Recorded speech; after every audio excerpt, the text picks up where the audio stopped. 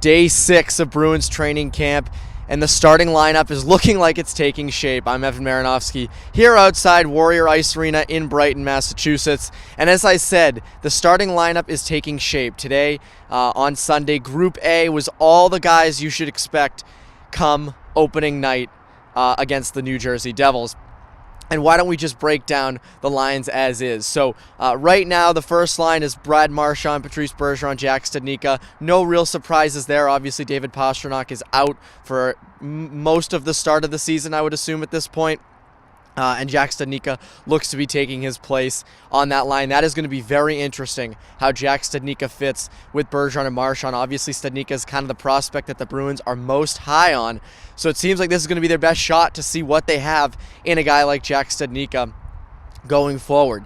I would not expect him to be on that first line when Pastrnak comes back. I think that spot is reserved for David Pastrnak, but you never know. Jack Studnicka, this is his best shot at full-time NHL minutes. On the second line, Jake DeBrusk, David Krejci, and Andre Kasha. No real surprises there. That's kind of what we all expected going in. The third line's more interesting, and the third line's going to be a separate video as well. But it's going to be Nick Ritchie, Charlie Coyle, and Craig Smith. At least that's how it looks like it's going to be, unless there's any big changes over the next week. But it doesn't seem like there is, because they're very high on it. Cassidy's very high on sort of the big presence that Nick Ritchie can add, along with a puck possession guy like Charlie Coyle and a sniper in Craig Smith. You guys are going to love seeing the shots that Craig Smith is going to take. I mean, he can absolutely rip it.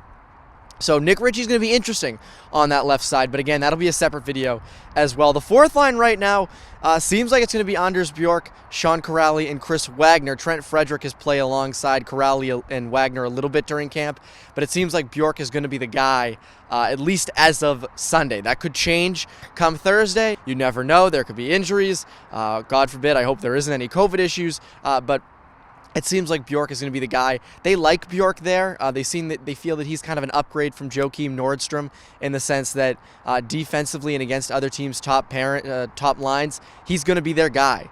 He's better in his own zone. Bjork has been known to kill penalties as well. So I think that's going to help sort of that fourth line gain back their ability to go against other teams' top lines. Obviously, as we know, the Bruins are at their best when they can match up that fourth line with other teams' top lines. So that's going to be very interesting to watch. I think that is something that, Chris Wagner talked about today as being, they want to get back to that identity of playing other teams' top lines. And I think Bjork certainly helps them in that regard. Obviously, the Bruins would like to see a guy like Bjork's offensive production go up, but I would assume that if he's on the fourth line, they're not going to expect 30 points. But at the same time, I do think he helps that fourth line be better offensively. I mean, remember back in 2018-19, that fourth line with, Achari, Kuraly, and Wagner was fairly offensive. I mean, they scored, goals here and there. So I would assume sort of a similar look with Bjork, although Bjork doesn't hit as hard as Noel Acciari does. On defense, Jeremy Lauzon and Charlie McAvoy seem to be the top pairing. Lauzon's going to be a big question mark going in to opening night on whether or not he's really fit for top 4 minutes. I think that's a pairing that's subject to change, but Cassidy's very high on a guy like Lauzon, and obviously with a guy like Charlie McAvoy, you can't really go wrong. On the second pairing, it's Grzelcyk and Carlo. Grzelcyk seems to be just kind of slotting in for a guy like Torrey Krug, and I think that's going to work as well. I don't see how that doesn't work, considering Krug and Carlo worked so well. I would assume Grzelcyk sort of steps in. He looks bigger, he looks stronger, and more confident in this camp. The third pairing and fourth pairing, you're going to see a lot of change, I think. Jacob Zboril right now is paired with Kevin Miller, and I'm writing a story is out on CLNSmedia.com that I wrote about that pairing, and I think that's one of the more interesting facets of this lineup. A guy like Zboril, people kind of thought was a bust, wasn't really going to ever pan out. This is really his chance. This is his chance to show that he's worthy of full-time minutes. And Kevin Miller, who's looked great thus far in opening in training camp, he talked to us today, said he's feeling great. So that seems to be the third pairing, and then the reserve, the fourth pairing, is John Moore and Connor Clifton. They are going to get a lot of time this year as well. I would not be surprised to see John Moore step in to the top 6, potentially the top 4, if Zboril or Lauzon does not work out.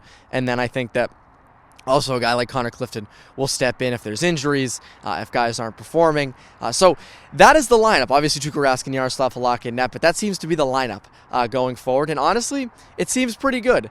They're obviously very deep up front on forward. On D on the left side, not so much. I think that's going to be a really big question mark as things go on. But that's the lineup. That's the starting lineup. Feels good to have a starting lineup and have things kind of get back to normal. So for CLNS Media, I'm Evan Marinofsky. Subscribe to Bruins Rinkside for more content, and keep with us through the Bruins season.